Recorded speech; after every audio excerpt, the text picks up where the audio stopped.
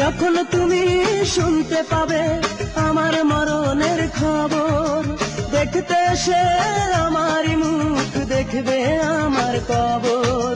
তোমার আমার মাঝে তখন, তোমার আমার মাঝে তখন অনেক বড় ব্যবধান। তোমার সুখের জন্য আমি প্রাণটা করে যাব দান, তোমার সুখের জন্য আমি প্রাণটা করে যাব দান।